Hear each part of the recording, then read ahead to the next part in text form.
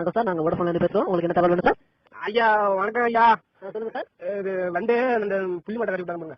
இது வந்து அந்த செல்லு வாங்கின இப்போ 4 நாள் ஆகுதுயா வாங்கி. Okay sir. அது சார்ஜ் போடாம போட்டுட்டான் நடுவையா.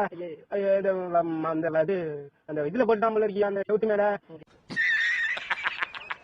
மழை பெஞ்சு அப்படியே செல்லு உள்ள தண்ணி விட்டு என்ன வந்து தெரியலையா. அப்படின்னா நீங்க செல்லு வாங்கின கடையில சார் கொண்டு கொடுத்து அதான் கேளுங்க, கதை மாதிரி கேளுங்க.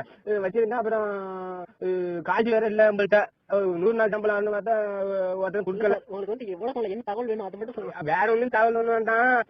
அந்த சின்ன மாதிரி பிள்ளைக்கு கல்யாணம் வந்துருங்க சார். நீங்க அதெல்லாம் சொல்லக்கூடாது சார். நீங்க உங்க சிம் எந்த இது வேணும்னாலும் நீங்க கேளுங்க சார். என்ன சார் புரியாம பேசுறீங்க? கல்யாணம் வர மாட்டீங்களா?